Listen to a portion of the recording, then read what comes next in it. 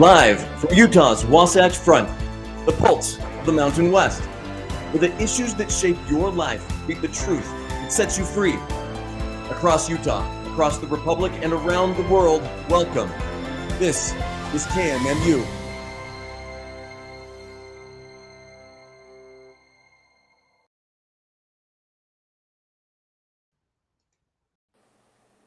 Hi, everybody.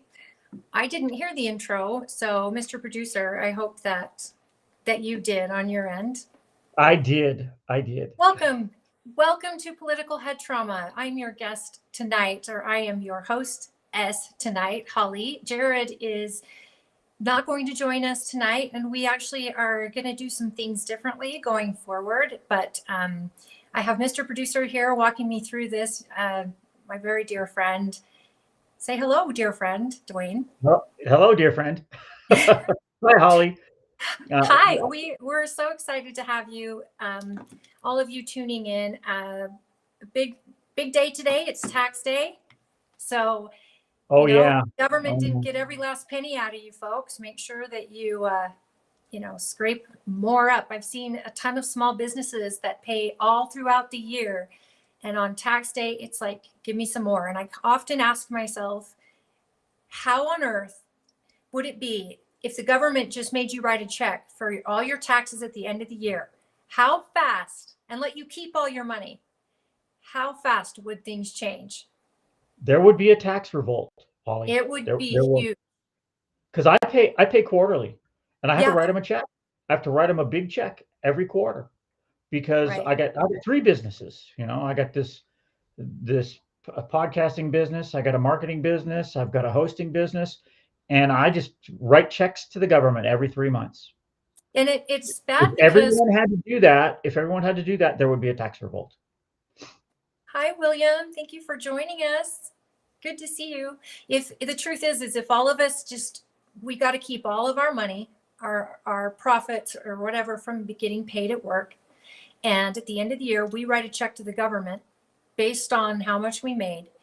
There would be a fair tax overnight, or there would be revolution overnight, because people now, we're just so used to it and we just pay it, right? Well, and it's hidden. It's hidden because they just take it out of your check and you don't even know about it. Okay. If you look at your check stub, you'll see what they're taking, but it's painless because you don't have to write them a check. It just magically goes, and it's from been your that way to them since you started working. You ask a teenager who gets their first paycheck, and they know down to the penny how much they've earned based on their hourly and the hours they've worked, and they get that first Uncle Sam gouge, and they're saying, "What is this? What's Social Security? And what is this? Why am I paying this?" It's that shock when they first get it. Well, think about small businesses who are trying to be successful. The more successful you get, the bigger the check you write. Yet if you have a failing business, you can write that off. That sounds like communism to me.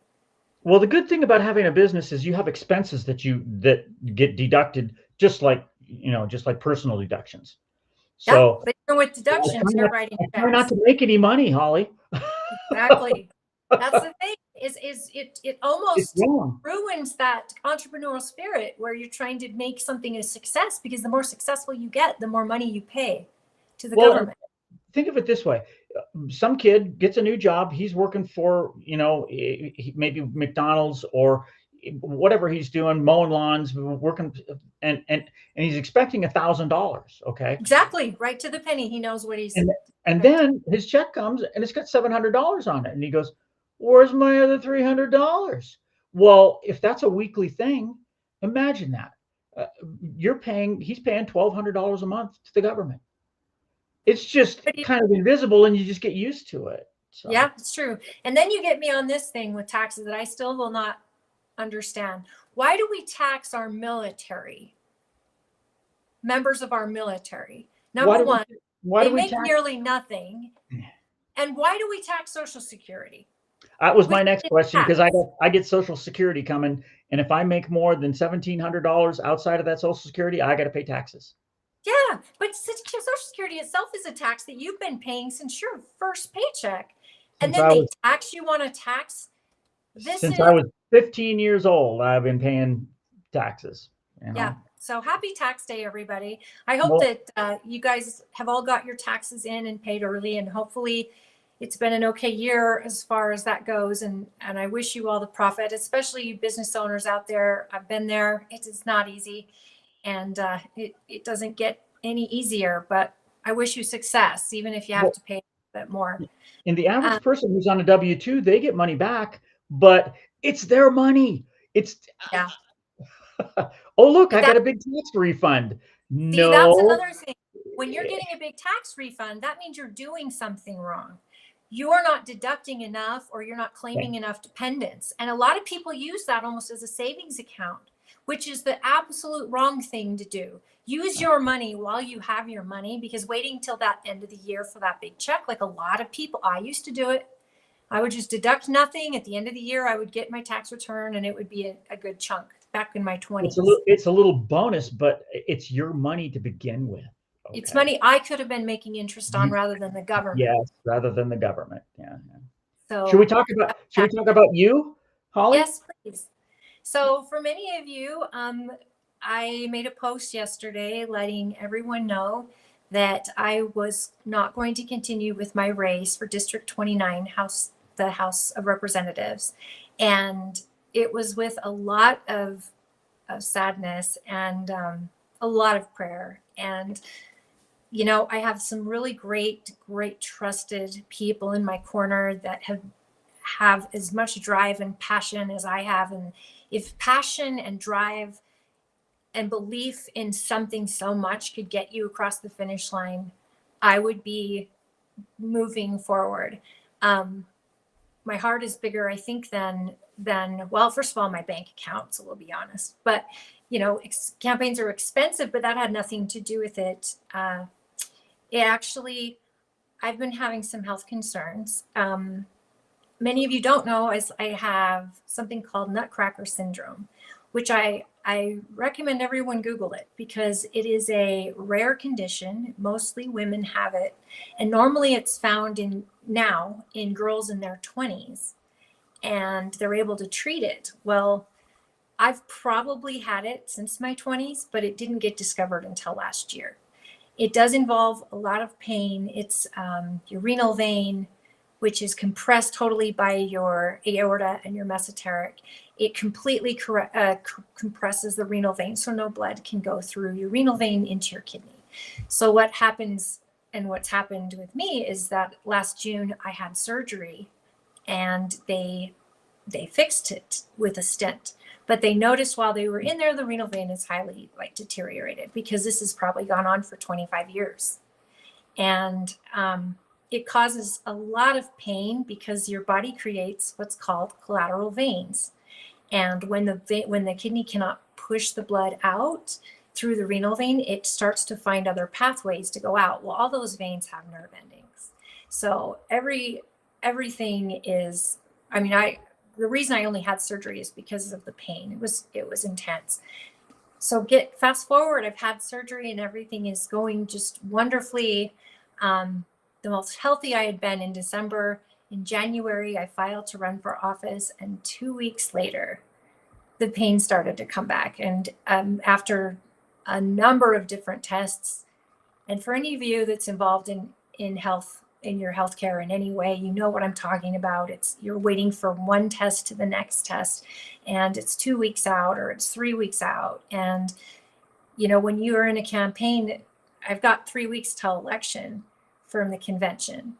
I am the only candidate that was running convention only, because I believe in the delegates. And that is where I would put my faith. And that's where, if I figured if they wouldn't put me through, that I have no business going through. But that makes my timeline quite short. So when the pain started and the test started, they discovered that my stent has failed. And I've got a blood clot now there. And so it's not going to kill me. But for every one of you that's reached out to me and on Facebook and phone calls, I wish I could talk to all of you and thank you personally, because it is so nice, and my family's been so amazing. The this sucks. It sucks. I hate it, but I also feel like through this storm, I will get through this storm to really appreciate the sunshine. I know there is going to be light on the other end of this. I'm hopeful.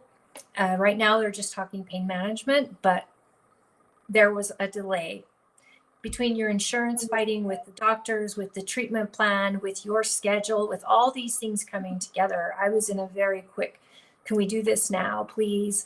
And they're all figuring it out. And I knew I wouldn't be able to be 110% before, leading up to convention and shortly after, whether I won or not, going into a primary. So with a lot of prayer and help from friends and my husband especially, my mother especially, I came to the conclusion that this was the right thing, even though it took other people letting me know that my health should come before my passion. And it did take a lot of convincing, actually, because I so badly wanted to run for the seat and represent my neighbors, because I have no agenda behind me. My agenda is nothing more than to get what's good for rural Utah and to make sure that we have conservative values and the party platform is represented and that we have a strong voice in the House. With that, I'm not going to recommend anybody. I am a delegate, and I still plan to do my job as a delegate and interview every single person running and make a decision, just like any of you who are delegates. I hope you too will do that and share with your neighbors and get their opinion. But I'm honored to have been a part of it, and I'm not closing the door. I may run for something in the future, but I've promised myself and my husband that I will be back to being me, where I can commit my time and energy in a healthy place. So, like I said in my post, please don't worry about me. I'm fine, and it just really sucks. Now, Tracy, for some reason, did not get my invite. I'm gonna send it over text. Well, we're gonna miss you, Wally. You would make a good rep, okay? Just because you don't have an agenda and you're not backed by any kind of big NGOs or money or any of that. And No. and you're in a perfect spot because you know everybody wants you. Well, I wouldn't say that. I think that I've been Well, around long enough to know that not everybody agrees with me, but I hope that I've made enough relationships where they know they have a voice. I'm going to maybe push back on things I don't agree with, but I believe the Democrats love their community as much as Republicans, and I'm not. I just think our way of going about it is different. I've really, truly enjoyed meeting the Democrats on our show that we've met. And some just make me go further to my beliefs on this side, but others have brought me to understand at least their point of view. And when you're representing an area, it's about what is it we're protecting here. In rural Utah, we're special, and there's a lot of parts of rural Utah. And we all have our own thing that is special. This community, it's the people. Far and wide, it's the people. And your community, my goodness, you've got the views, Dwayne. Well, we have people here too. We have a really strong community up here. So yeah. And you've got amazing people, but I mean, we're kind of out here in the desert, whereas you're looking up at these gorgeous mountains, and Utah is such an amazing place. I have Mount Temp out my back window. So yeah, the backside, okay, because I'm in Heber, but it's right. I just love. I moved here to ski, and when I moved to Utah, I kind of died and went to heaven, and then I started looking around at all of the strange politics, and I'm going, oh, really? I thought I was moving to this nice conservative zone where it was red, but it turns out not so much. And a lot of it has to do with the fact that Utah is such a beautiful place. We get an influx of people from everywhere, right. and so it affects the culture. It really does. Well, my sad thing is we so badly need to keep it a conservative place, because to me, it's the best place to raise a family, is the most beautiful state. And I am biased, of course. I've lived other places. I do love that there is a love for each other here, and we encourage families here. And I know the major church here has a lot of people get bugged by that influence, but I think the influence of that church has made it even a better community, a more polite society. And I think it's worth fighting to keep it conservative, because what we've seen over the past 2 decades, especially, is we've watched housing become unaffordable. People have moved here cash rich, and they've been able to buy homes and price us out of homes. I mean, this used to be a place you could afford a home. You could afford a piece of property and a home and your family, and now it's getting tougher and tougher, but that's everywhere. That's In Utah, everywhere. a big flux of Californians that moved here happened in Guilty, Colorado guilty, as Your well. Honor. Yes, sir. It happened in Colorado, and the state turned Yes. purple pretty quickly. And I see that Utah, we're not safe if we just sit back and do nothing. So the more we can get people engaged, which is one of my biggest efforts, and I can do that from a bed, is try to encourage people to stay engaged, get to know these candidates, even if you're not a delegate, get to know what they represent and what they're bringing forth, because they not only have to get through delegates, they got to go through that party process. Many of them don't have to bother. They're gathering signatures. They're going around the party process, and they're just going to you through short media blips and wanting your vote. You don't get to know who they are and what they're going to do. And so that's why I believe in the caucus so much, because these people are actually going and trying to get in front of these people and know what their agenda is, if there is one. The caucus is the greatest thing sniff since out. sliced bread. When I moved here and found out about the caucus, I went, holy mackerel, this is republicanism at its finest. But Right. then SB 54 gives them a route around it, and they can go by signatures. Your guest is here if you'd like Excellent. to talk to her. And I'd I'll love to bring her in. introduce her. I'll Everybody, bring her in, I and then when you're done, I'll come back and talk about what KMMU is doing. Okay? Excellent. I would love that. I would love to Here you go. introduce you all to somebody that I've talked about on the show very many times, and she is Tooele County's own county clerk, and her name is Tracy Shaw. She's a very dear friend, and she has been an absolute rock star for Tooele County. So welcome, Tracy. Hi, welcome. Thanks. I'm glad to be part of it. I'm so happy to see you. I was just giving people a little bit of information regarding my situation and my health and why that I decided to step down. And I appreciate you. You also were someone I trusted very much. You give me very good advice, and I thank you for that. I'm always happy to be a listening ear for you, Holly. And it's sad news indeed that you had to withdraw, but I totally understand and respect your reasons for doing so. It's totally the right move for you at this time. I know it is. Thank you. Well, you're also in a campaign, and you're Indeed. also a convention candidate only. Indeed.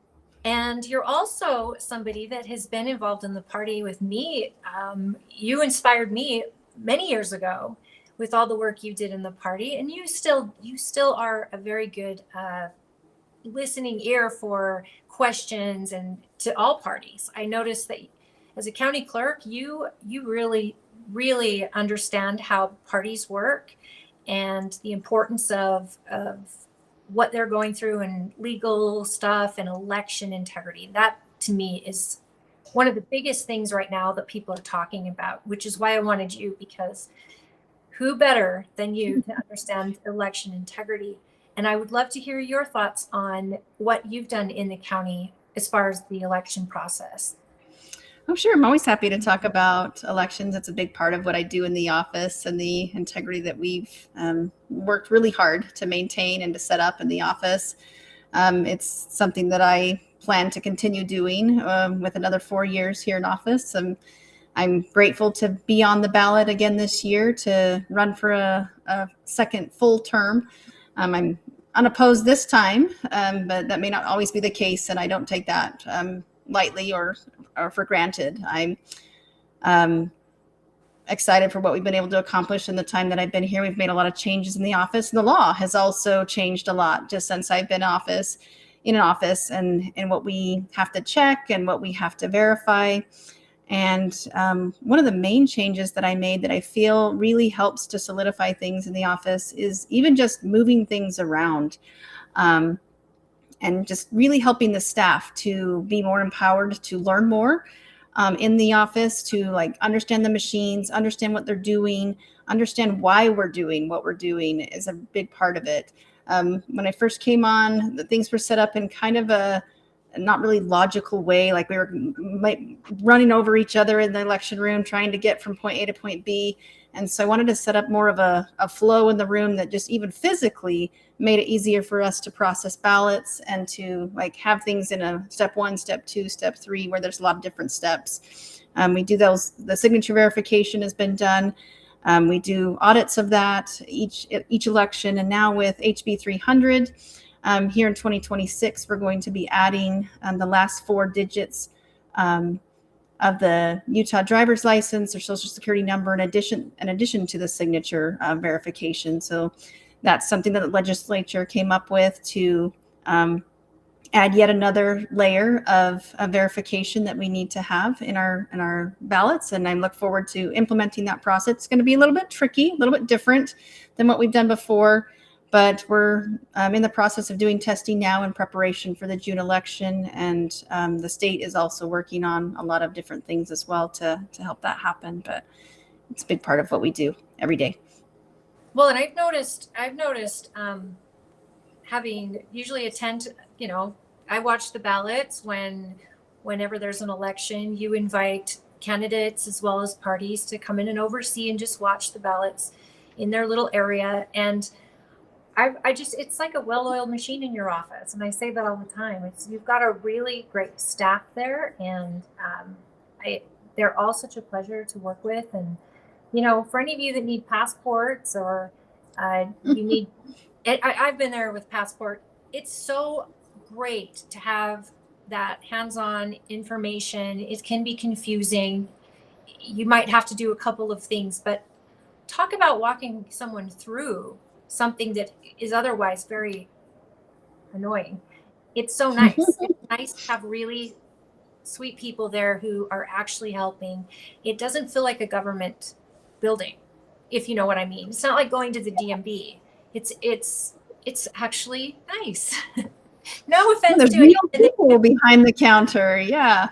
And thank you. I appreciate that. I'm glad that you've had such a positive experience in our office. It's something that I ran on. That was one of my main campaign promises when I first ran, was to have the doors open and to provide an elevated level of customer service.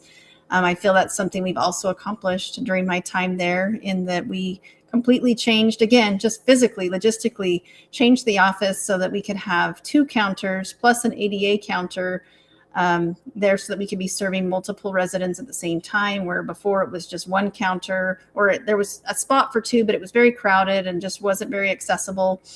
And so we've made those changes to kind of duplicate that, create a little more privacy where there are personal documents that you're bringing in and laying all over the counter as we're inspecting things there when you are doing passports. And so we make that effort to give a little bit of privacy there as we work through those processes that require those documents to be sent off and verified in order to get those passports and things. But I'm glad that you mentioned the staff and how wonderful they are, because sadly I'm losing a few of them. And so just for your viewership's knowledge as well as yours, so we are planning to be posting 2 job positions in our office. So if you or anyone you know is interested in maybe geeking out with me in the election office, then we're going to have 2 positions open. That'll be full-time positions. We're probably going to be posting those this week. So check the county website, and we're looking for the right people to join us here in the office and provide that elevated level of customer service. So we're looking for people with those skills, as well as those that have the utmost integrity, as we are going to be working with election ballots and a lot of personally identifying information. not only passports, but we deal with marriage records. We deal with the voter registration database, which is a hot topic right now about voter privacy and things. And so we need people that know how to responsibly and professionally handle those types of tasks. So Right. So you're needing people who understand computers, yes, saying, and who can work with people. yes. That's great. So they just go online and they look. Do Yeah. they go to the Tooele County website itself, or do they go to the clerk's page?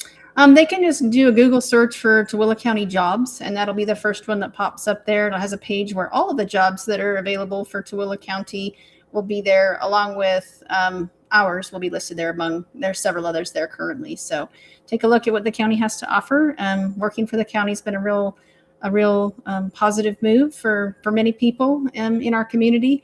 And a lot of people find a lot of value there, and good benefits as well, and a lot of new things that the county has added, perks and things that they've changed their policies in recent years to help make it be a more enjoyable place for folks to work.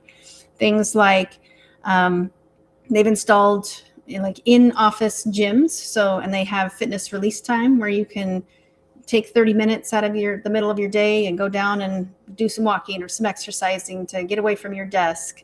And they have leave options for volunteering in your kid's classroom, or even for an outside organization.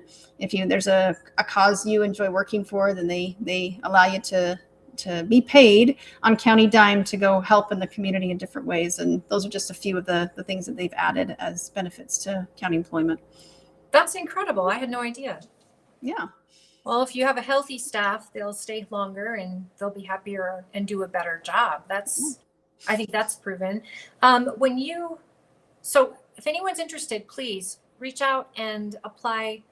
I'm sorry to hear that you've got spots opening, because I know it's such a family to you over there. So that's probably not easy. When it comes to, we'll get back into the nitty gritty of it. When it comes to the state, and we get into changes that are being made on elections, mm-hmm. I know that the Lieutenant Governor's office is who will put out those changes. Isn't that correct? Well, it kind of depends. I mean, the legislature is the one that makes those changes during the legislative session. It's up to us as clerks to be aware of those changes, regardless of whether the Lieutenant Governor's office, provides that information to us. Now, they're a really good partner. They oftentimes do help us to stay aware as a state, for clerks in each of the counties to know what's going on. But ultimately, that is up to each elected official to be responsible for knowing and implementing the legal law changes. And that's going to be the big focus of the upcoming Utah Association of Counties Conference. We have a clerk auditor affiliate group that's a member of that. And then we meet together here in just a couple of weeks at the end of April. We gather with a lot of the other county organizations. And that's the prime subject. We call it the Legislative Management Conference, because this is a conference that we hold every year after each legislative session, just so we can get together as different groups and talk about that very thing, about how we're going to implement the changes, what has changed, what passed, what didn't, so that we can be thinking about that and getting those things in place in time for elections. Or May 6th is the deadline for many of the new bills.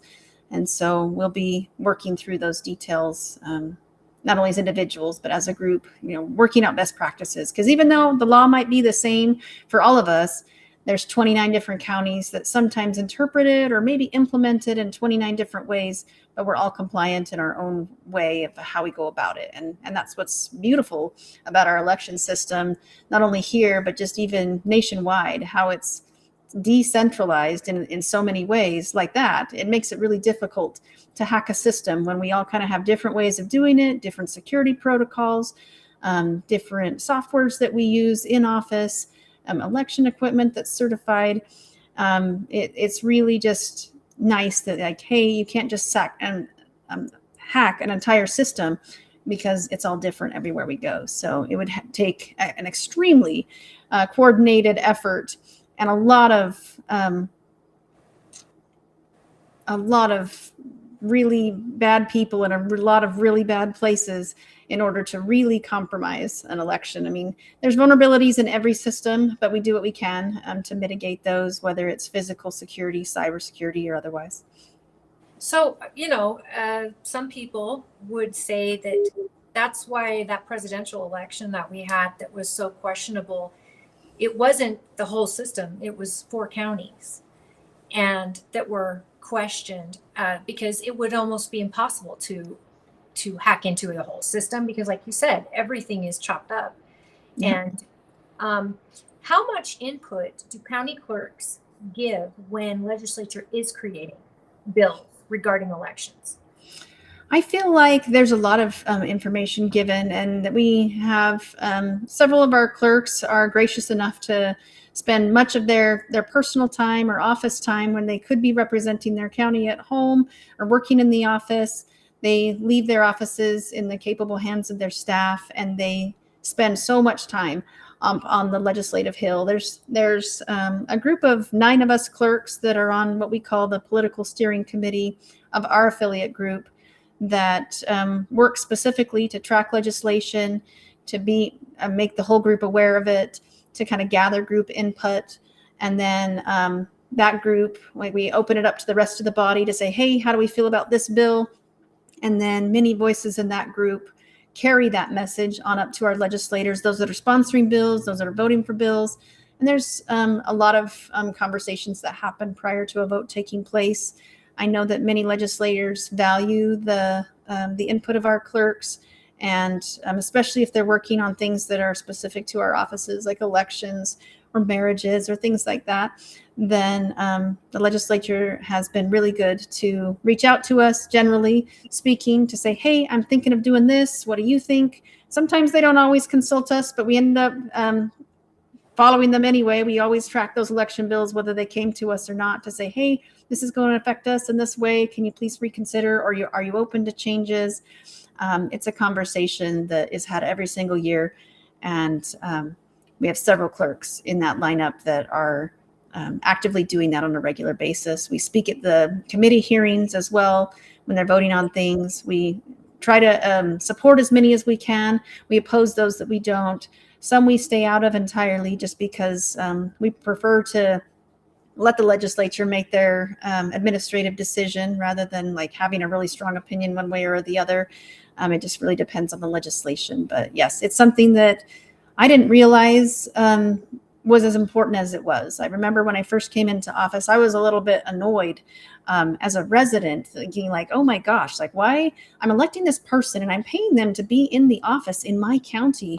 Like why would they be up on the Hill? And I was like really bothered by this concept when I first was getting involved in politics, thinking like, I'm not paying you to be a lobbyist. I'm paying you to be in my county, to represent me and to do the work of the office. Right. And it's taken me a few years to realize that that's a big part of what we do. Like, I don't want to spend all my time in the office doing the work that, without ever consulting the people up above about what I'm doing. Like, I'm the one that's doing it, right? The clerks are those subject matter experts, and they're up there passing a law that directly affects how I administrate in my office. Like, I probably ought to share with them what I'm doing and how it affects me. So I'm learning that lobbying effort is actually well worth our tax dollars, even if it's spent away from the office. The clerks are representing their voters and the constituents in their areas to make sure that we have legislation as best we can. We don't always win every vote, but we do what we can to help legislators make the best decision that they can. Well, I think it's crucial because especially when you are the person who has to implement said legislation there in the county, and it's got to work. It's got to work for the county. It's got to work for the system that you have. And I think your input would be crucial. So I'm glad to know that, because I always wondered, like, do they just write this bill because it sounds good on paper, or are they actually getting input from the people who would do the implementation? A lot of people have said that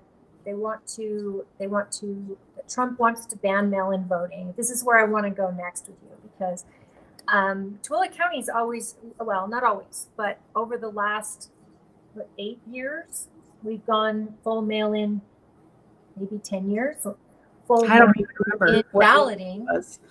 And Yeah. it started in Stansbury Park. We were the first ones, and then it went county-wide before it was statewide, if I can remember.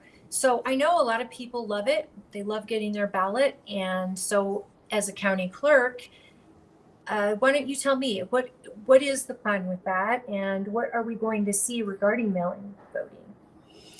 Well, right now, the way that vote by mail is going, I mean, I can't speak to whether Trump is going to, quote, ban vote by mail.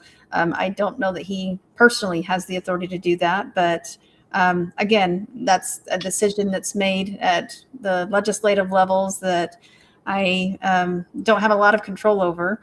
But as far as what's happening now, I mean, Tooele County is very much a fan of vote by mail. We have done the automatic ballot send out to all active registered voters historically, and that will continue through the 2028 elections.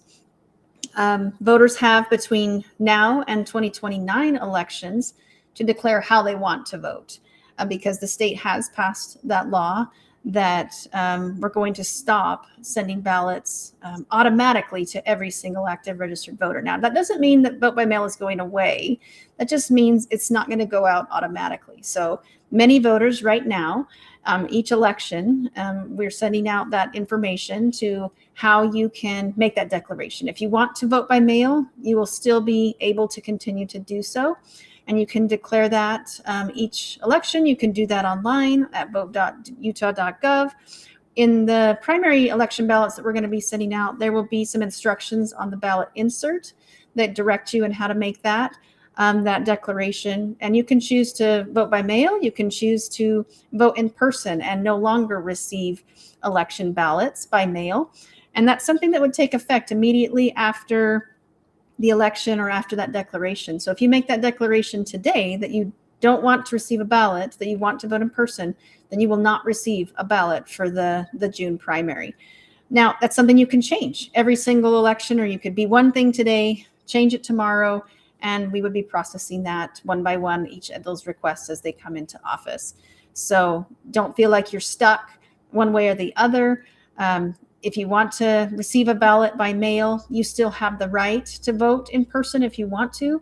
You just won't be able to vote both in person and by mail. You have to choose one or the other. But it's okay to receive a ballot by mail and then change your mind and go vote in person, which will always be an option. Voting in person will never go away, in that we have to have some vote centers available for every election for ADA access for voters that need assistance or have difficulty signing a ballot, those types of things. So the vote centers will always be there. And I think they'll continue to grow.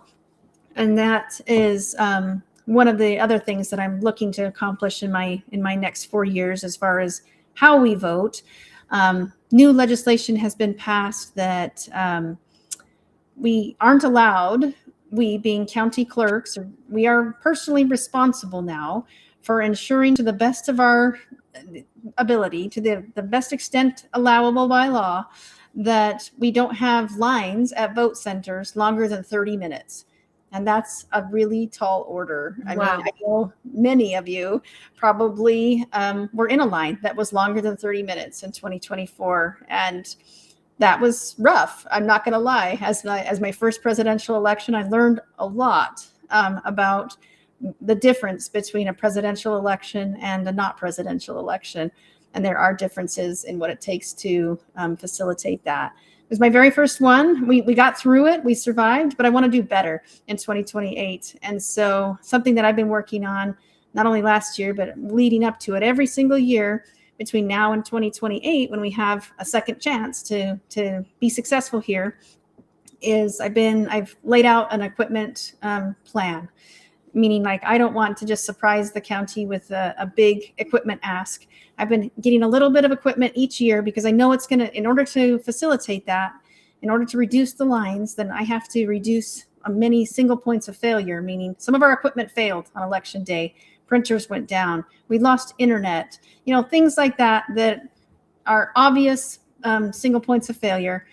I've been working to create, backup plans for each of those, having extra printers on hand, making sure we have the equipment. If the internet goes down, it doesn't matter because we've got Starlink available to dispatch at a moment's notice. Things like that I'm putting into place right now. But it's also going to take more people and equipment to reduce those line wait times, even if all of our equipment is functioning correctly.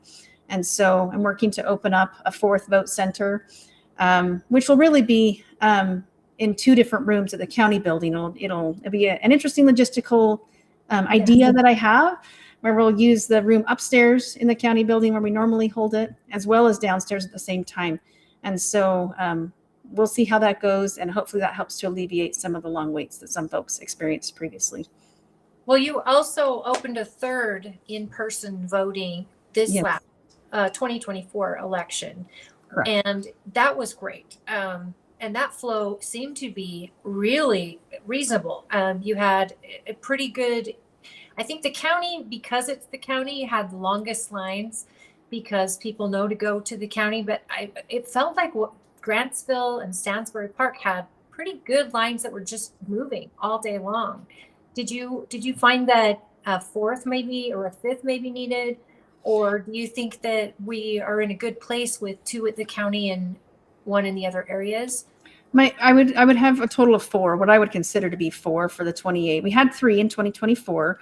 We had 1 at the county building, 1 in Grantsville, 1 in Stansbury. We did experience the internet outage for several hours in Grantsville, and that kind of brought that to a dead standstill and kind of backed things up for a while. So I feel like Grantsville could flow better if we hadn't had that, but there was a bit of a wait.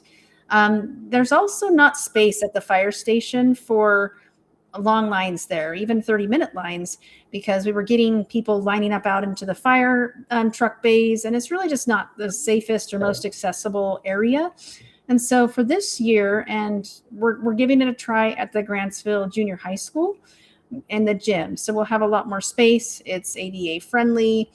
We'll be able to accommodate lines in a school indoors where things are a little safer than out there in, fire truck bays. So we're doing a first test of that here in June, and hopefully we'll have any wrinkles ironed out for the November election, which will obviously be larger.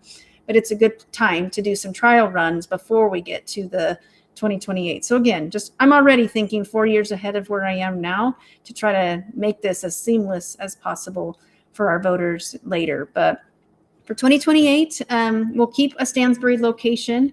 I'm still kind of wondering if that school is the right one, like logistically. Probably. I think that one could work well as well. And where we had it there at the Old Mill Elementary.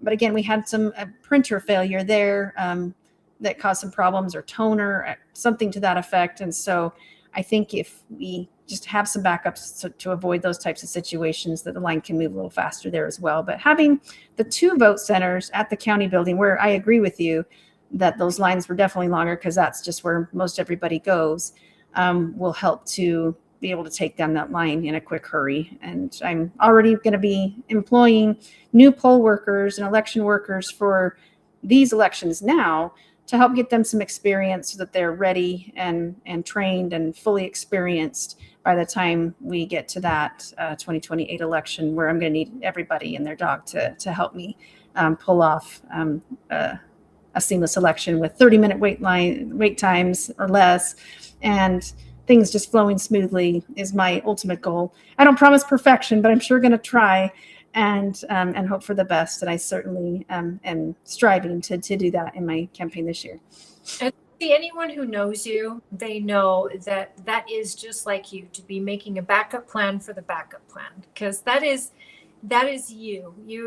You always have every T crossed and every I dotted. It is one of the beautiful parts of your personality, and probably one of the annoying parts as well, is how perfectionist you are when it comes to the level of elections. You've been passionate about elections, about good government and a well-run government as long as I've known you.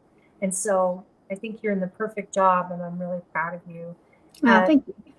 People that I've always liked the option to take my ballot to a drop box. You have drop boxes all over the county, and I recommend all the time, rather than put it in the mail, put it in a drop box. The clerks are manning that. They're making sure that your ballot is counted.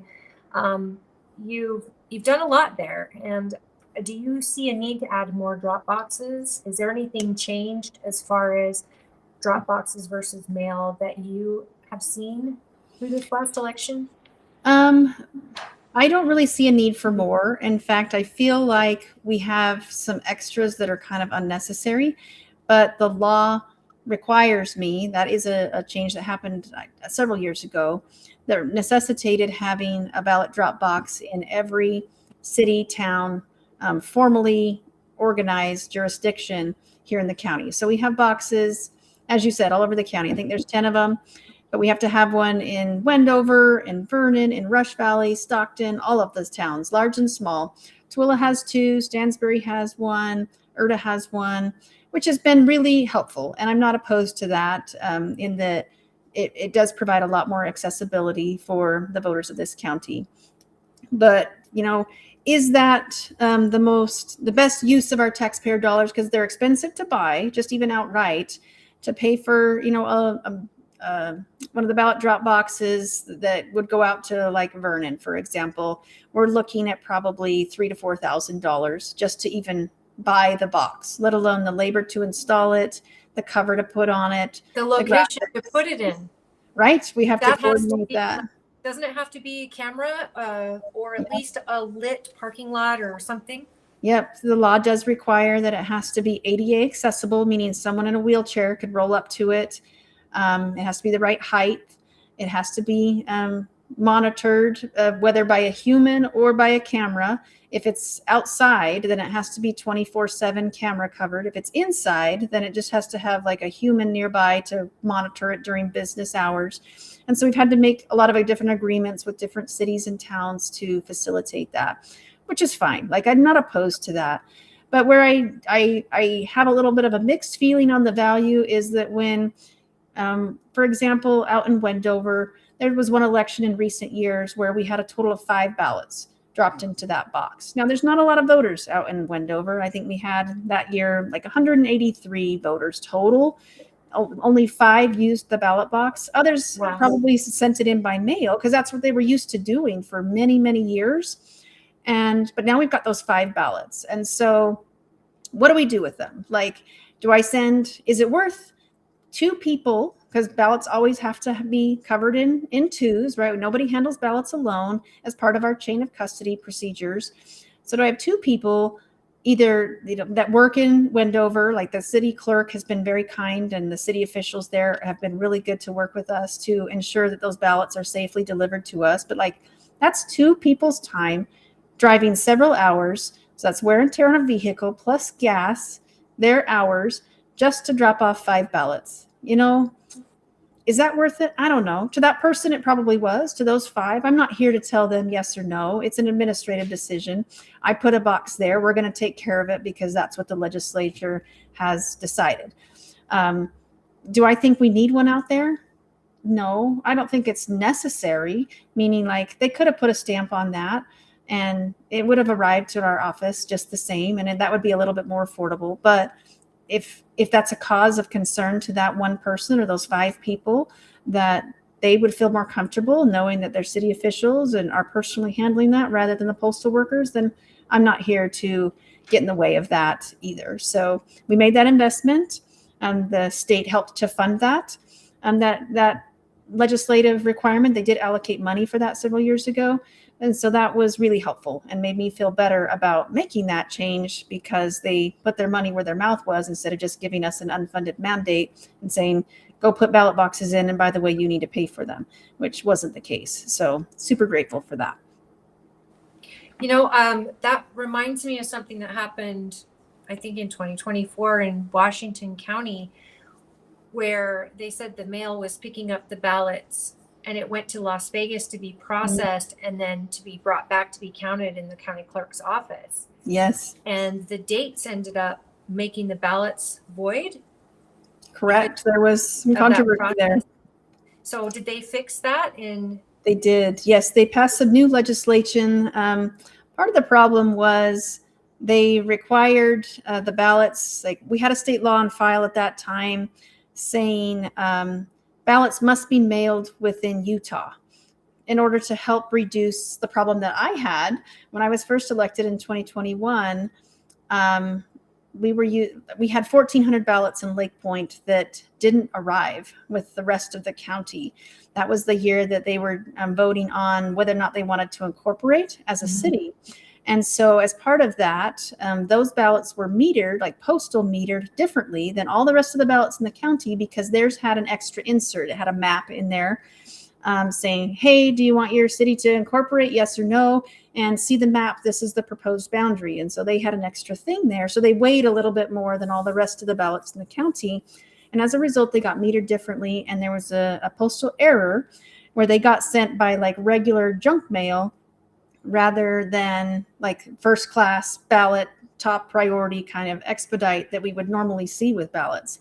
And so I'm getting like ballots are being returned from every area of the county except for Lake Point. And then I started getting calls from the Lake Point residents saying, hey, I haven't received my ballot yet. Haven't received my ballot yet. And I'm like, hang on, it'll come. And I was just like trusting that. And you know, postal workers make mistakes too. Someone put a tray in the wrong spot, but it was getting like concerningly late. And that comes from, you know, that's one of the reasons why that legislation exists, is because the postal or the facility where we were doing our ballot printing was actually housed out of Phoenix. And so they put those ballots in the Phoenix postal service. And that's what caused them to be like, it wasn't a Utah. If it had been dropped in directly to Salt Lake, then there wouldn't have been all that. It would have just come straight to us. Whereas it went to Phoenix first. And so that's where that legislation came from, was examples like mine. I wasn't the only one, but I think I was probably the reason for that policy that year, because it was a big deal. When 1,400 people just aren't getting their ballots, that concern went all the way to Washington and the lieutenant governor's office, and everybody was poking everybody everywhere to say, where the heck are our ballots? Because they said, well, we have proof they went into the postal system, so where are they? So that created the law that says we want ballots, like that first initial ballot mailing that we do must be mailed from within the state of Utah. And so that fixed our problem going forward as a county. And so I was super excited to not have to deal with that ever again. But that was, you know, one of those unintended consequences that happened when, you know, our southern counties here in the state, that they were assigned, like their default processing center for postal stuff was in Las Vegas, as you said. Then it created this interesting dynamic where, okay, I'm required by law now to send it from the state of Utah. And so what was happening is they were going into, let's say, the Provo Postal Center, for example, or maybe there's another one down south. I'm not super familiar, but either way, they did the drop there because they have to mail it from within Utah.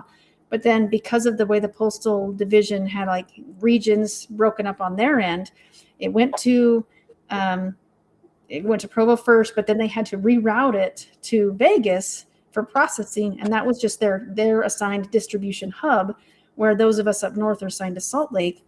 It made a several days worth of difference in there that caused that delay in a really controversial, very tight Congressional District 2 seat between Colby Jenkins and Celeste Malloy. And yes, that made a lot of big headlines. But then the legislature responded by saying that, well, okay, we'll make an exception for those that it has to be within Utah unless you're assigned to that postal thing, that hub down there. Then we'll let you do the first one if that's your assigned hub. Then go ahead and do that. But all the subsequent ones still need to be from within Utah. So, I mean, that could affect the outcome of an election. As close. Yes, it very well could have. We won't know because we weren't by law eligible to count those ballots at that time. That was a really tight race, and with a recount and everything. So, yeah, that was definitely an unintended consequence. And sometimes you just don't know that. Right. As a legislator, you pass a law, you do your best, and then something happens, and, you know, we just do our best to adapt and adjust and fix it as we go. And that's what's beautiful about our, you know, our system that we have of government, our three branches, that, you know, we have the ability to change, and we can revisit this, and we can talk about it and what's the best solution, and come up with a lot of really good ideas, and then try again in the next legislative session to refine our policies to hopefully resolve those problems and not create three more. That's the goal, right? To prevent that from happening. I wonder, I think a lot of people worry about election integrity. We hear it said all the time. I know that throughout the SEC, when I was on that with the state party, and in certain circles, uh, people challenge election integrity. And the one thing I keep coming back to is you are challenging your clerk's office. So if you think that, if you're in Washington County, or you're in Utah County or Tooele County, if you have an issue with your clerk's office, you go to your clerk and you figure this out, because though the clerk's party choice and who they belong to it doesn't affect their process. And if their process has an issue, that's what needs to be discovered. And I feel very blessed, because I find myself in these discussions saying that we have a very transparent county clerk. She invites the public in before elections and lets them see the process. You're very transparent. Thank you. You've also, when I've asked you to come out and explain elections, you're happy to do it. You do it for the other party as well. You'll do it for all parties. And, I think that where you get into election integrity, I hope people know that it can be a word that's thrown around a lot, but every vote you make is going through your county clerk's office. And so get to know your county clerk's office. Get to know 100%. what's going on there, because you can say, oh, it's all fixed and it's all this. When I happen to know, I know the intricate parts of what you do, and you found mistakes before that were pretty amazing, and it changed. It really changed the whole state, and people were, you've done great things because of how intense you are on making sure the numbers add up, they're right, and every vote is counted. Now, every county clerk's not like you, I'm sure. You are very amazing and unique. However, I also know that you work with all of our state clerks and have a great relationship with them, and you're highly admired by them. And so I think if people gave their county clerks a chance, regardless of their party, go in and find out how your county clerk's office works, and look for that opportunity. Go ballot watch one night. It's you get to see the fine-tuned machine that it is. And I'm really grateful for the people that do your job, and your staff, especially. Like, you guys just really work well together. Well, thank you. That means a lot to me, but I hope that my counterparts also can share that sentiment. I know that there's a lot of discontent out there, and I think that's the best advice that you gave. I don't know of a county clerk here in the state of Utah that would ever say, I don't want you to come into the office and see what we're doing. We want nothing more than to share, to help the public feel more confident. We would love for you to help. Heaven forbid if you're concerned about the process, sign up to help. You might even get paid. I think we're required by law to pay you if you want to come and help process ballots. You want to help come do signature verification. There's training you have to take for that piece, but come and do it. And we would train you how to do that and be part of it. Counties around the state some of them have a big problem getting enough people to help them do this extra work, because it is a heavy burden for many of our counties to process that many votes in such a short time. And the scale is relative, right? You've got, hundreds of thousands of ballots in some counties, and some have, a few hundred is all. And so, for the county that's small and only has a few hundred, they're doing everything by hand. To the counties that are mid-sized like ours, it takes me an army of about maybe 10 to 20 people to do what I do here. But I couldn't do that without them. If I didn't have those people that were willing to help, I would be in a world of hurt. And I'm grateful to live in a county where we have so many people that I have an abundance of people to choose from in who I want to have help with me with elections. And we're growing that pool every day. But there are some counties where they can't get enough people. So no matter where you are in the state or even the country, there's a clerk somewhere near you that could really use your help. And yes, please reach out, find out, or even if you don't want to come and work it, you're still welcome to come in and observe. That's your right as a voter.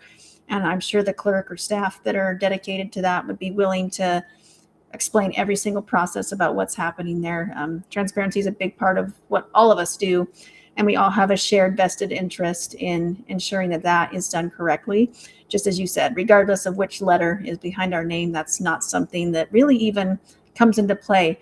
I'm personally a Republican, but I'm very good friends with and have a great deal of respect for several other clerks around the state that have a D or any other letter behind their name, because really, as you said, this is it should be a relatively neutral position in that, the duties of our job are not specific to party, and every person that fills this seat should, be coming at it through that lens. I spend time with the local Republican Party. That's where I came from.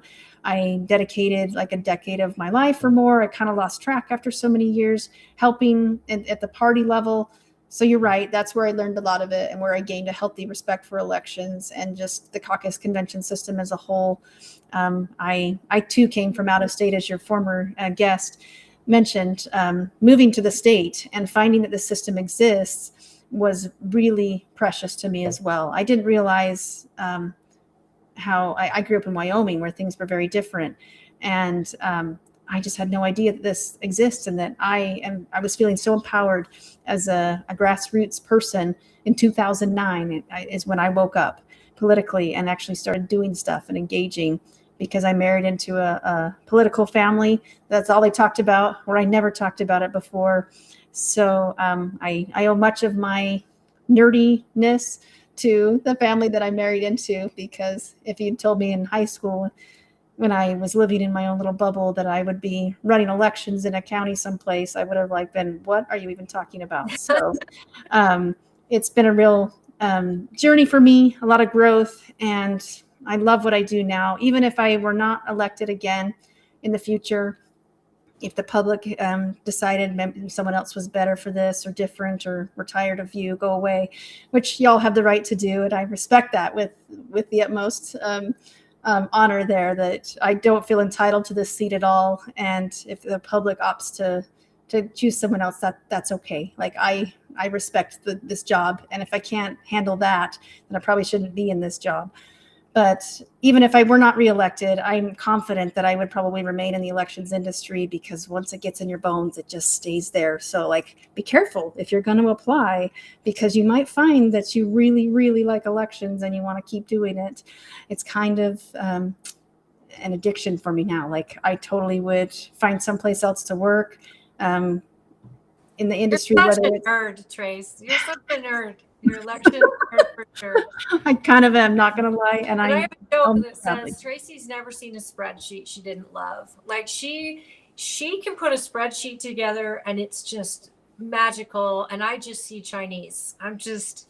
You often make fun of me that I am indeed challenged when it comes to computers and things like that. But the one thing I love is that it is your passion, and it's something that you love, and you believe in it, and you fight for it, and you live by it.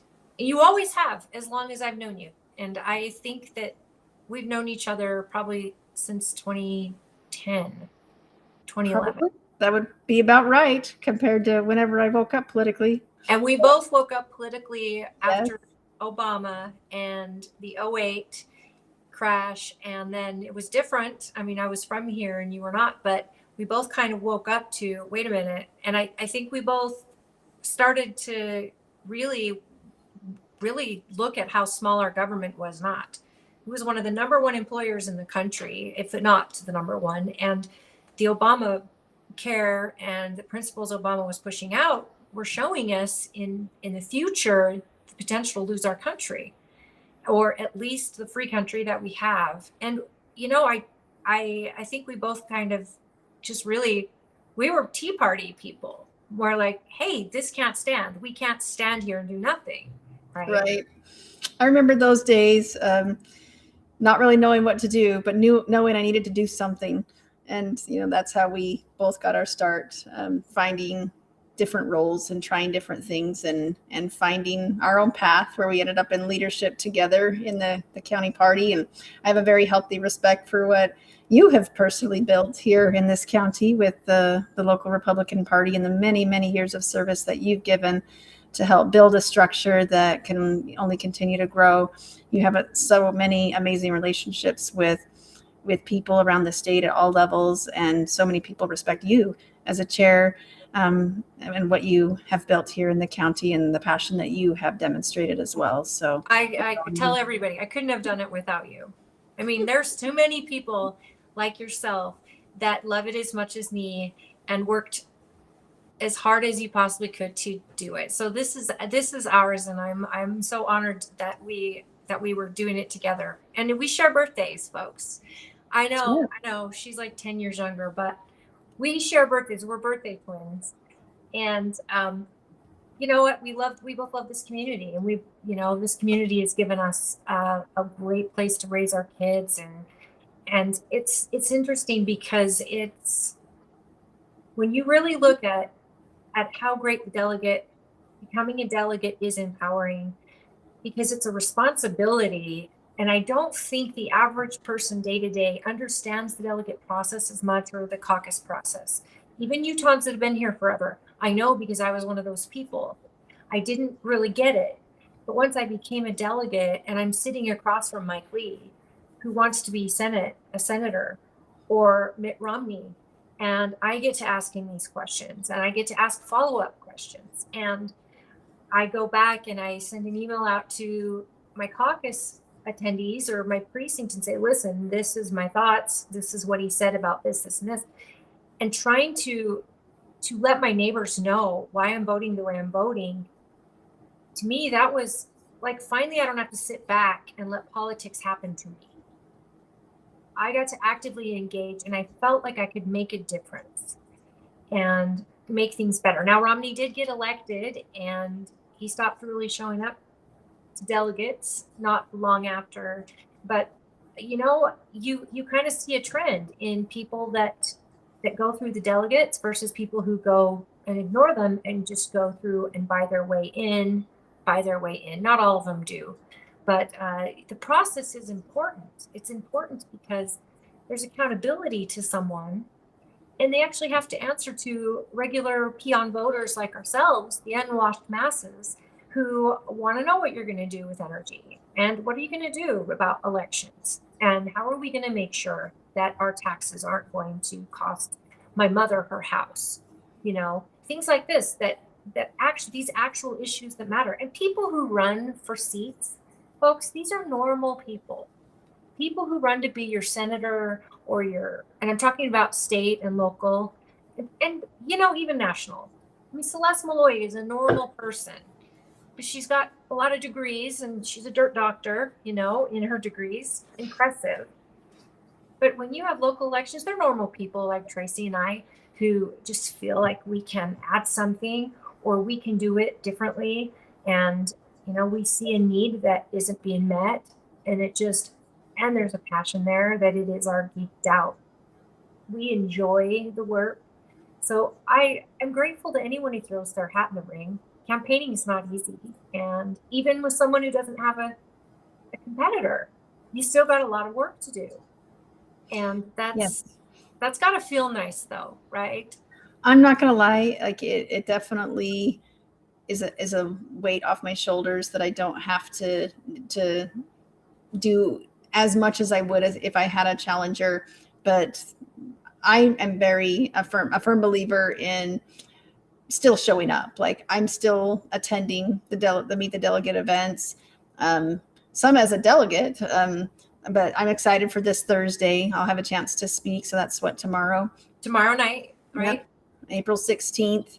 We'll be at the Tooele High School, and people will have an opportunity. So even if you're not a delegate, you just want to learn more about who's running for the offices that are coming up and where they stand. It'll be a town hall style where folks can, the candidates will get to speak a little bit, I think a minute or two, and then they're just going to open it up to questions for everybody in the race. So if you have questions for your elected representatives at both local and state level, I don't know if there's any federal there, but we'll see. We'll find out together tomorrow. Are they going to give people an opportunity? No booths? Is there No booths no this no- time. They've had a couple of events prior where they had booths, where this is only a 2-hour event. So they're keeping it really tight schedule. So no like mixing and mingling. It's really going to be just like okay, we're going to put these people from this race up on the stage all at the same time. And then they'll get to say something. And then we're just going to open it up to literal town hall questions, whatever, like on the fly you all want to ask respectfully. Like, don't be asking anything that is going to bring the ire of the chair. Otherwise he'll shut that down in a quick This hurry. doesn't sound like a 2-hour event. Can you imagine anything being only 2 hours where people can get up and ask questions to? Yeah, I'm a little concerned, but that's what they're aiming to do. So yes, no booths tomorrow, but we'll see how long it goes. But they're even allowing uncontested candidates like such as myself. I get a total of 5 minutes, and 2 of that is going to be me talking, and then like I might have time for one question because I ramble, obviously, but I'm just super detailed and nerdy about everything that I do. So all my answers tend to be a little bit long-winded, and I overshare sometimes, but like I can't help it. I just have to do that. Yeah, we're not good together like that. And I mean, I would encourage all of you. If Tracy Shaw's on Facebook, she's you do the county clerk, the website there, right? And there's so many questions answered on that site. Agendas for the county council meetings are on there. You can get your marriage license. You can get your passport renewal. Like I'm only touching your elections. If you're a candidate, if you have questions about anything regarding the county, it feels like a lot goes through your office. Yeah, we definitely wear a lot of different hats, and I'm definitely on the phone with someone different about something different every single day. It's something that I really love about the job is that it's never boring. It's always something new and different. And it's, goes through these cycles where this time we're working on elections. Maybe tomorrow we're working on records and archiving. Now that's a thing that just I'm super geeky about too, that I didn't even realize I was geeky about until I got into office, is archiving. I mean, I've always been a fan of paperwork, and I know that's like the weirdest thing to say, but like I love paperwork, and it's one of my favorite things to do, to organize, to put things in order, to make sure that it's taken care of, that it's easy to read and understand. And so like that's basically what archiving is. And I just had no idea that this whole aspect exists here in the state of Utah. And I feel so blessed and so grateful that the state funds the Utah State Archives and the Utah Record Center. Those are completely free resources to the counties to utilize, and their sole purpose is to preserve and help to outline like retention schedules, like how long we're keeping records for and why, to make sure that the public has access to them. So that's like where your records requests, like your grandma requests and things come from, is the archiving is kind of like that overarching umbrella that covers all of that.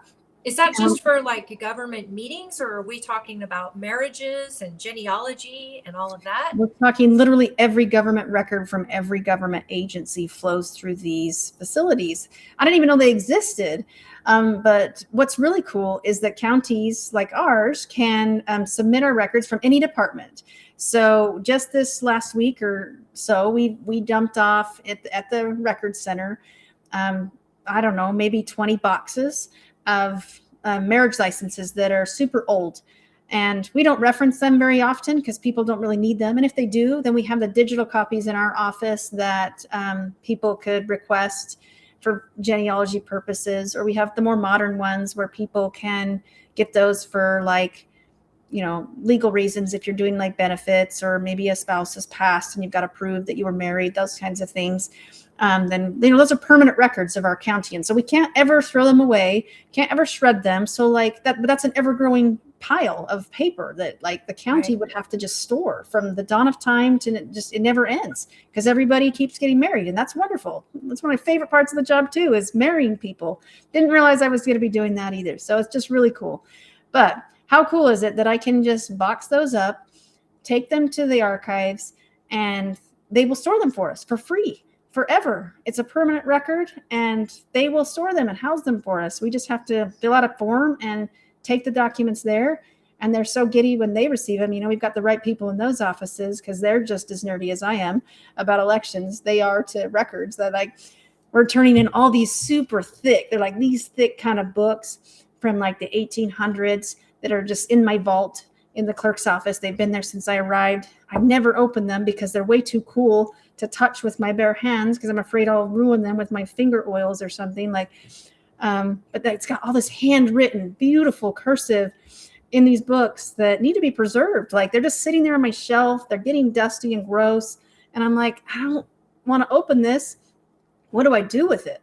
And so we're What's it partnering of? with them. What's in there? Like sometimes it's like death records. Like they used to handwrite the marriages in a book rather than giving you like a piece of paper. They just had like, okay, these people got married on this day on line 1, and then line 2 is this.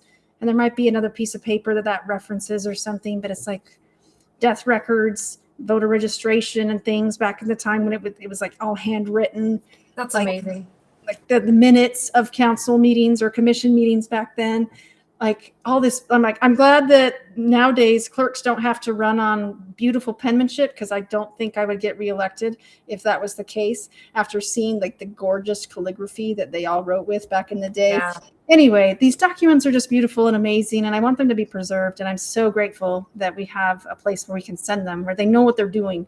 They know how to preserve those things, and they're going to take care of them, and so that they don't just deteriorate sitting in my vault and we're never looking at them. Like they were so excited when I called them this week and said, hey, I've got like these like probably 30 books that are like huge and from the 1800s. Do you guys want them? And they went, oh, yes. When can we come? And they were just so excited. So That's amazing. So if anyone wanted to see these books, Mhm. is there a way for them to grab them, or do they go to the location, yes, look at them? Or- like that's available to the public right now if they wanted to come into our office, but in a few days they will no longer be in our custody. We will be turning them over to the state of Utah, but they work the same way. Just like you can make a records request at your local office, you could totally request to see this book, and they would pull it out of their storage system. They have a cool robot up there. Everything is like digitized and like it's stored on pallets that this robot pulls out.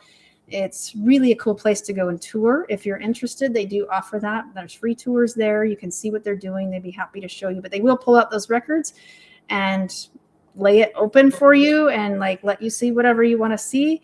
And it's just there and available to the public.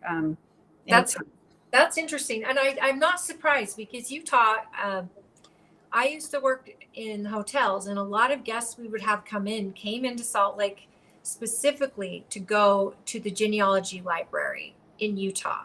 And they were from all over the world. These people would come because of the way Utah has handled records and the way they preserve them. And another thing is it's important in the church, the Latter-day Saints, that, that is predominant here in this state, but it's kind of moved over into genealogy is now everybody gets into that. And the fact Yes. that that's preserved for them, I think that's incredible. I wonder how many other states have as much. I know that our genealogy library is pretty renowned as far as research. Sure is.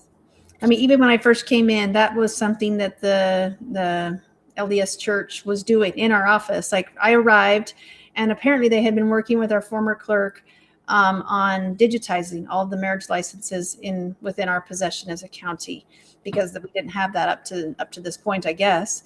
And all of a sudden, one day, just shortly after I was elected, I got a thing in the mail, like a big thumb drive from the LDS Family Search, and they said, "Hey, here's all the records that we digitized for you." And I'm like, "What?" I was really confused because I didn't know they were even doing that. But how cool was that I was able to have every marriage license. I don't have to keep pulling them out of the binders or the boxes that we had them in. They were all tri-folded. It was so terrible.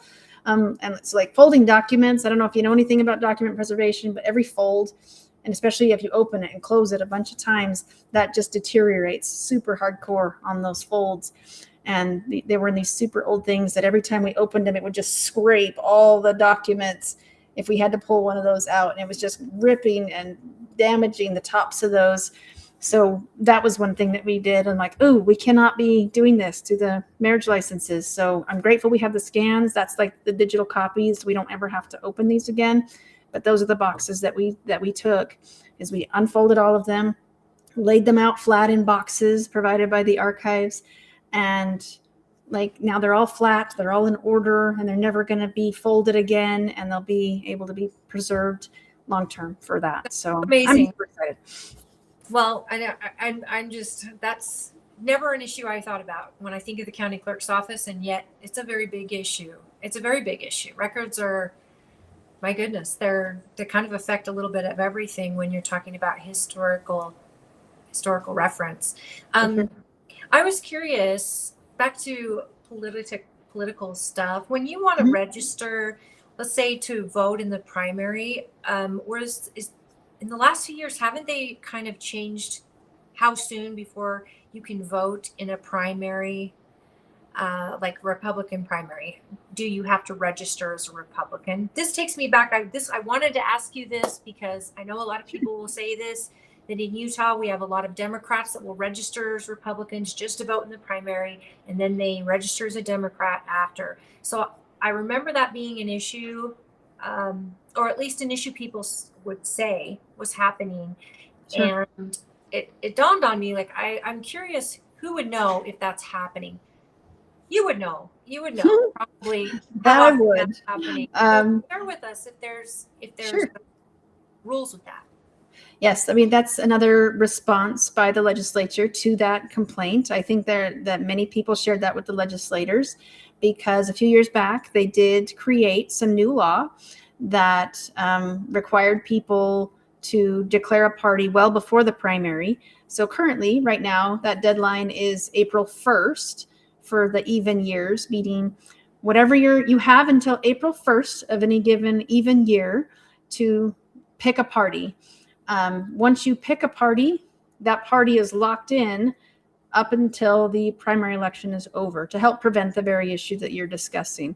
So we notify voters that this last March, I sent out a postcard to every registered voter in the county just to let them know, hey, this is your party affiliation right now, what I show it as, and you have a month or so to make a change if you want to before it's going to be locked in. And so that created a little bit of buzz, and we've seen a lot of those affiliation requests come to our office. There are some exceptions to that. For example, an unaffiliated voter, if they're currently unaffiliated, then they still can affiliate, even though it's after the April 1st deadline. But once you step into a party tent of whatever your choice is, then it's stuck there. You're stuck inside of that. You can't come back out or pick a different party after April 1st. So we've already passed that deadline. So whatever you are now, that's what you will be. And that's the ballot that you'll receive for the primary election. In Tooele County, the only party that's currently primed to even have a primary election is the Republican Party. The other parties don't have enough candidates to trigger a primary, so that wouldn't be needed for those other parties. Something to note is that Republicans hold closed primaries, meaning you do have to be a member of the Republican Party in order to take part in their elections, as opposed to other parties hold open primaries where that isn't a requirement. But where the Republicans are holding their thing, if you want to vote in the June election in the Republican primary, you would need to either be a Republican currently, or as an unaffiliated voter, you can affiliate as a Republican and receive that ballot. You can do that clear up until and through election day. You could affiliate as a Republican the day of. So that deadline's a little bit more flexible for those that haven't declared a party yet. And that is the biggest party in the state of Utah, is the unaffiliated party, where many people choose not to engage at all. So I don't want people to panic when the ballots go out in June and you didn't receive one. It's not because I didn't do my job or that I am trying to suppress your vote, which sadly, that is the accusation sometimes. Really, it's just a matter of you chose a party. I'm only sending them to those that are supposed to have them. And if you want to receive one, then the law either allows me to do that for you or it doesn't. And I'm sorry if that upsets you. It's not personal. It's not my fault, I swear. Well, and we're thinking, our unaffiliated party is a party. People who don't choose either or, and they vote based on candidate. That is the most that is out there. And so that's for the Republican primary. Going into the general, are there any stipulations for the general, or is that just it's No. an open because it's the general? Yeah, the general has no party restrictions. Everyone will receive the same ballot regardless of what party you are for that one, and everyone will receive one that is eligible to. And you don't have to vote. Like if you're a Republican, you don't have to vote for a Republican. You can pick any person on the ballot that you want. Whoever signed up to be there, you can pick whoever you want, because that's a question that we often get. And like people are just like, well, I don't want to be a Republican because I don't always want to vote for a Republican. I want to vote for whoever I think is best. And I'm like, you totally can. Like Yeah. that's still an option. And people, it's confusing, especially where it's only every other year. And the municipal stuff is very different in the odd years. It really, it's a problem that we have every year with people just being confused. Well, last year I did this and I got one, and this year I'm not. And it's just really confusing in some ways for our voters. But we do our best to put out the information and let people know what's happening when and where. And I hope everyone votes based on the person and not the party. As much as a party person as I am, I would hope that we're getting good leadership that follow our values and the values we want. That's between you and your ballot, right? At the end of the day. So vote how you will, just vote Republican. One final No thing I pressure. do want to say, before, I don't know how long this goes or what. Oh, have we're you. about to wrap it up, actually. Okay. So- Well, one final thing I'll just say, especially when you say, I hope people vote for who they think is best. I'm kind of right now, I just really want to emphasize that I hope people vote at all. It's kind of breaking my heart. I've received several, probably, I don't know, a dozen to maybe 20 requests in my office to have their names, voters are calling in to have their names removed from the voter rolls. And that breaks my heart as an election official. Sadly, people are a little bit upset about the voter privacy laws that recently just took effect, where they got rid of the private voter status and now and the withheld status as well. And they've moved it to be at-risk voters or public. And those are the only two privacy options now. And a lot of people are very upset about that, to the point where they feel like they're being asked to choose between having voter privacy or having the right to vote. And some are opting to not vote when faced with that decision. And that really breaks my heart. And if you're feeling that way, any viewers that are out there, please reach out to your legislators to let them know your thoughts about that, especially those that are up for a re-election. Because the person that is your current representative may not be that person that wins that race, that carries your thoughts forward. So I think that's a really important question to ask right now, where those candidates are up for re-election, many of them, and they have opponents in the race that may win. And that would be a fantastic question to be asking as a delegate, where they stand, all of these candidates, on these issues about voter privacy, if that's an important issue to you.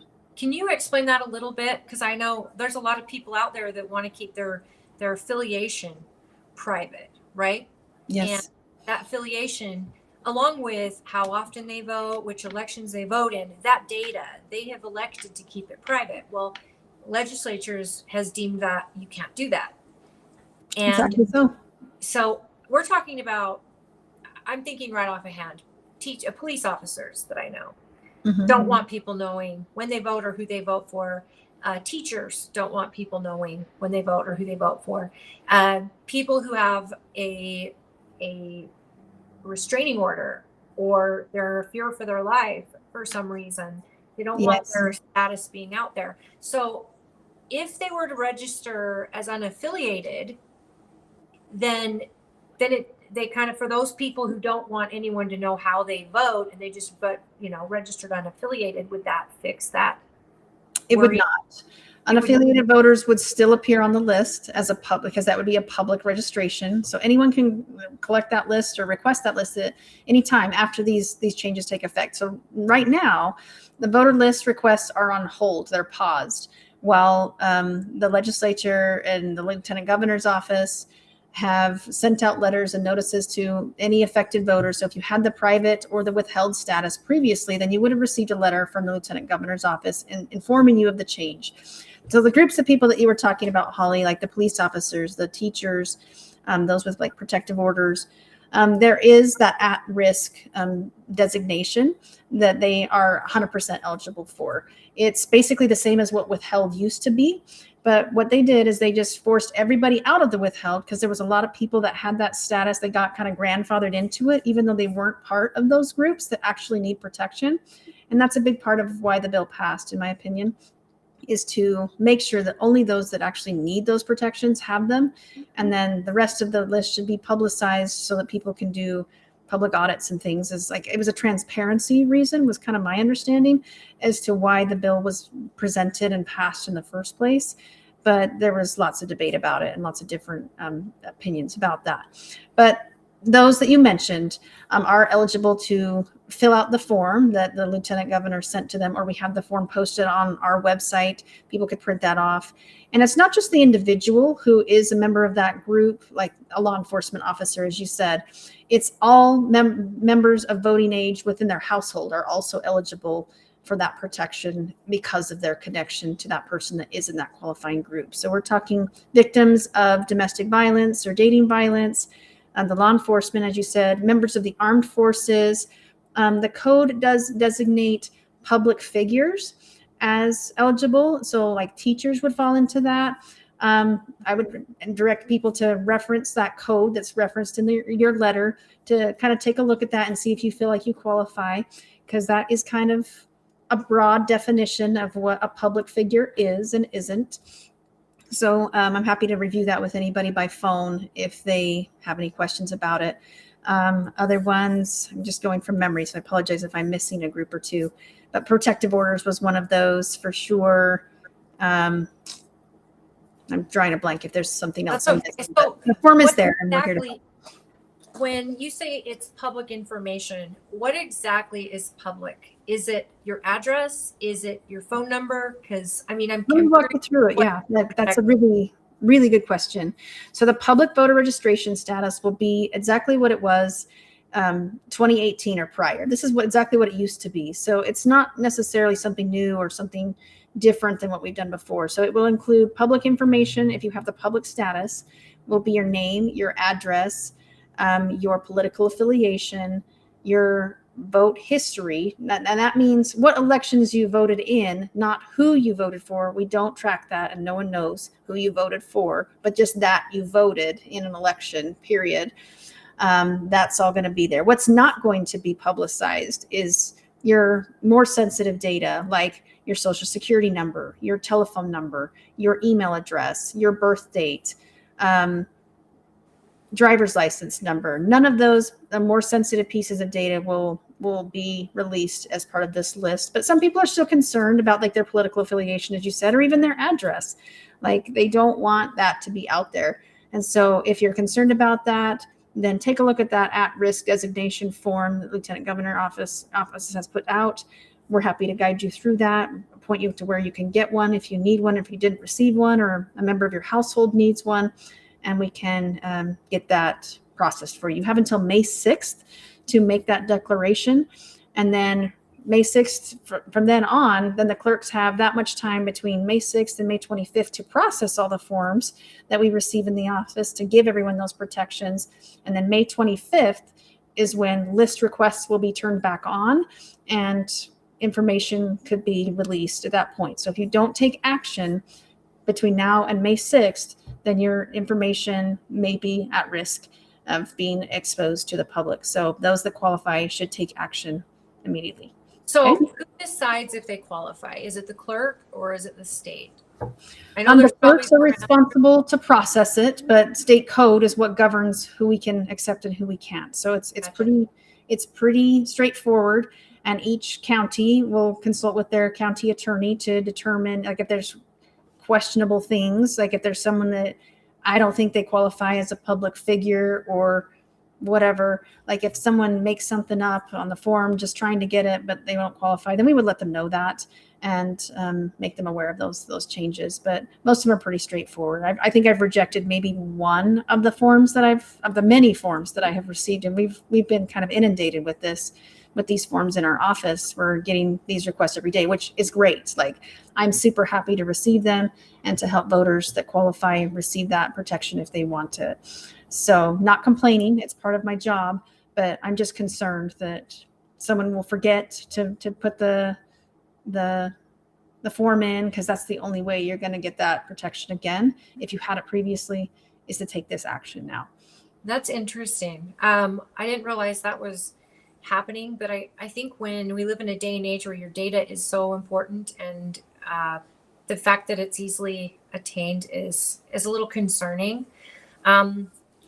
But the reason for this, I guess, transparency is what they're saying. I just hope no one forfeits their civic duty to vote based on this. And if it's really bothering you, get in touch with the clerk and see if that will meet something, if you meet that standard, but call your legislature, because again, they are doing what they think you want. And it's loud voices up there that are telling them to do these things. And if we say nothing and we let them be done, well, it affects all of us. So if they're not being guided by you, the voter, then who's guiding them? It's the people who show up and the people who are there to lobby an idea or an agenda. And yeah, this was definitely a hotly debated topic at the legislative session this year. This bill was definitely hammered out. Some really strong opinions on both sides of this issue. Many clerks were opposed. But the bill passed, so we're just doing our jobs now of administrating the legislative decision, and the executive branch is where we are to that decision. So I honor and respect everyone's decision, even though I wasn't personally in favor of that. I respect their authority to pass a law, and I'm currently administrating it, even if it's not my favorite piece of legislation. Tracy, what did our county and our state, our voter turnout look like this in 2024? Did we have a lot of engaged? Hi, Jordan. I just saw your comment. Hi, thanks for joining us. Sorry, I just saw you. Do we have a higher amount of voters or less? Like, what does it look like for voter turnout in our county versus our state? Oh, you're asking me to pull numbers on the fly. But for 2024, going from memory, which is a little sketch right now, I want to say that we had high 80s, maybe 88% voter turnout in the presidential election, which is phenomenal. Like, I was super thrilled to have that much turnout. In many of our other elections, it's far lower. I'd be thrilled to get like 40. I would probably cry if we got 40% voter turnout in an off year, like an odd year, an election year. It's reasonably up there for our off presidential years, but compared to the rest of the state, I feel like for the presidentials, we were all, like, many counties were in the low 80s to mid 90s as far as presidential turnout. So I feel like we're right there with everybody in a nice grouping that, from a data standpoint, which would make sense. But like other years, not so much. So and this is what bothers me. Is yes, it's so important to vote in the presidential year, and we understand why it's busy, but the actual things that'll affect you the most are in those off years and showing up and voting. That so much gets decided on your behalf by so little people. I mean, in your local municipality races, your turnout should be even higher, because this is going to affect everything about your life. And yet people don't feel as drawn to vote in those races as they would for presidential, when yes, it is important, of course, and I'm an advocate for voting, but I think it should be just as big in the off years. And I hope that all of you will change your mindset about that. Look at it like that. The biggest effect your life is ever going to see is how you vote locally. And couldn't agree more. I don't know how to do that better, or if there's some piece that's missing. I'm not sure how to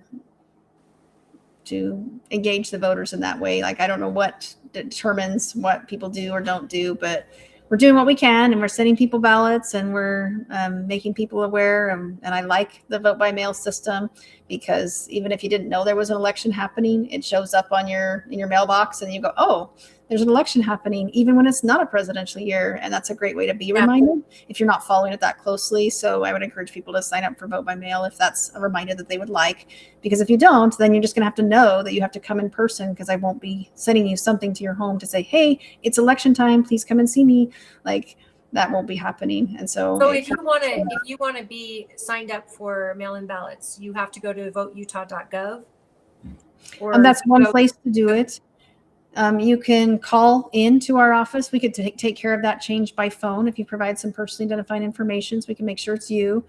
You can do that when you fill out your ballot at the next election, and just include that on your insert. There's some instructions there. The vote.utah.gov is one place to find that. You can just fill out a paper registration form, turn it into our office. You can do that at the driver's license office when you go to like renew your driver's license. Yes, there's lots of different ways to go about that, but we're happy to facilitate any of those requests anytime. Well, I think it's fascinating. I'm so grateful for all the work you do and the team that you do it with.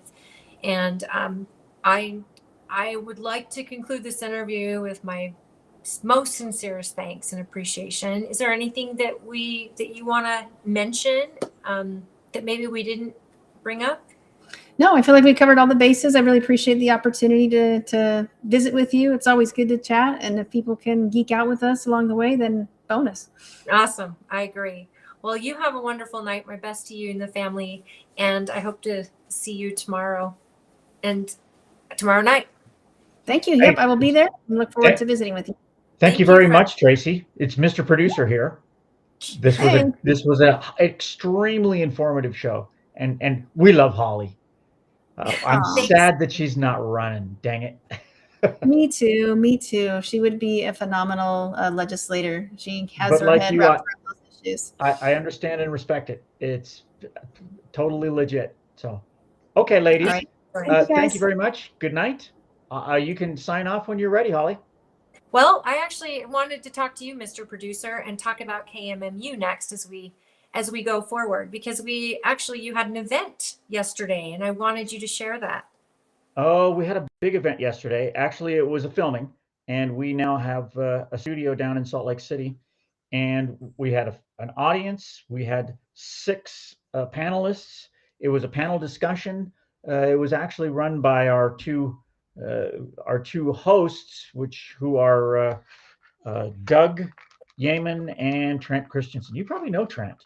I know Trent. Yes. He ran for AG, I believe, and there was a little controversy there. But where isn't there controversy in politics? Yeah, I saw that you had Rob Axon there also. We had Rob Axon. Here were our panelists. Let me go pull my list. It was Rob Axon, Gail Ruzicka. We had Rob was from the state GOP. We had Salt Lake City's Vice Chair, Sarah Don Montes. Who else was there? I got to tell you, I'm exhausted because of all the work we put into it. But Christy Henshaw was there. Rob Bishop, who's running for Congress again. He was our congressman.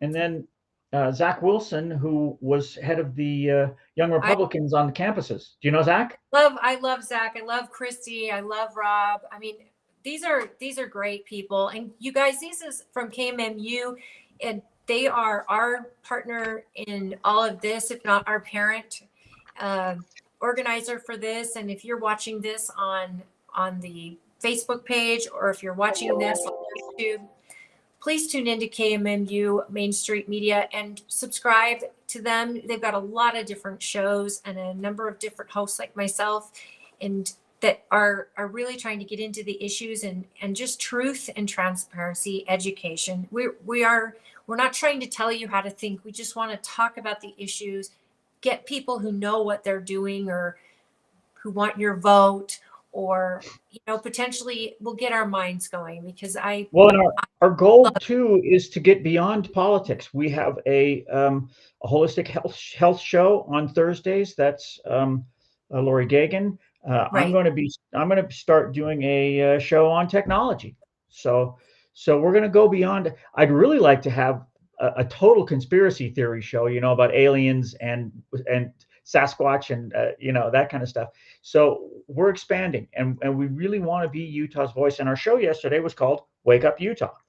It was very political. It was obviously I told you who was there, but I'd like to branch it out a little bit too. We'd like to be able to compete with the Deseret and the KSLs and the Salt Lake Tribs of the world. Okay, That would be awesome. that's where we're going. Total independent journalism. Okay, so Looking for truth and not agenda driven. That's what I love, and and giving a voice to truth. That's what it should be, in my opinion, and that's why I've wanted to hitch my wagon with KMMU, and I've been so grateful for your guys' help. And Jared and I have just really loved working with you guys. well, we have over 400 shows, podcasts that are on YouTube, X, and Rumble. Okay, so we're getting some experience and we're getting some traction, and our goal is to get a bunch of traction and have people listen in live and recorded. This is going to be this was recorded show, and we'll be chopping it up into pieces. The recording ran like 5 hours. No one's going to sit and listen to a 5-hour show, but there were segments that we'll be breaking up. And should someone actually want to listen to 5 hours, it will all be put together into a full video. But we're going to be releasing it over the next 4 weeks or so as chunks. Excellent. Topics. And where do people find it if people wanted to go look? You can find us on X at Media Utah. You can find us on YouTube at what is it? Main Street Media Utah. We're on Rumble. If you just go look for KMMU, you'll find us on whatever your favorite platform is. Okay. Excellent. Well, and it's if you guys like and subscribe their stuff, and you'll get all the updates, and as they grow and you're part of it, who knows, it could be a source for news, hopefully, that you'll go to if you want reasonable news, because what we're being fed by the Tribune and Deseret News, you see it now, at least I do. I see the agenda, and I don't believe anything I read anymore, and only half of what I see. And now it's becoming, I don't believe anything I see anymore. We need to be in a world where we can talk about issues and we can trust what we're doing. And that's where we need truth in media, and that's where we need giants to stand up. And we're grateful that KMMU is building something. Well, and we appreciate you, Holly. Thank you for hanging in there with us all these many years. It must be getting dark because you're getting dimmer and dimmer. I am. I don't understand it. And I got a comment from Jordan who says, I like independent media. Mainstream has failed the public, in my opinion. Having weekly shows will grow too. And that's it. Mainstream media, studies are showing that people are no longer looking at mainstream media for their news. They are going to shows like Joe Rogan and Tucker Carlson on X and, podcasts, things like that. Whereas before, they would maybe catch those during the week or something when they had time, but they were on the mainstream media at night. It's reversing. It really is. So hopefully we can get people's attention and inform them at the same time. Mr. Producer, are you still with me? I think you're typing. Well, I think this is the end of our show. I am so grateful to all of you, and I miss Jared tonight, but I hope that you guys learned something, and I do recommend you go talk to your county clerk, get to know your clerk's office, and just see if you have issues with the way you think elections are run in your county. Go to the actual location and see how they do it, see what process they're using, what systems they're using, and just go watch a ballot counting one night. I highly recommend it. It's not exciting in any way, but it's really, you get to see the machine. It's not what you saw in election 2020 on all the mainstream media where people were being, kicked out and not able to count ballots and things like that. It is. I think, sorry, I got dumped out. I was just doing too many things, but I think they've solved all the glitches, and things are going to work much smoother. They've been hammering on that stuff, and it was technology problems, okay, with registration and that sort of stuff. I think they've got it fixed. Thank you, Rob Axon. Yeah, he's great. Hey, everybody, I wish you a wonderful, wonderful weekend. And again, thank you for spending your evening with me. And I look forward to seeing you next Wednesday on Political Head Trauma. And thank you, Mr. Producer, for your. You're going to come back next week? Yes, sir. God bless you. All right. We'll see you next week. Excellent. Thank you, everybody. Have a wonderful night. Good night.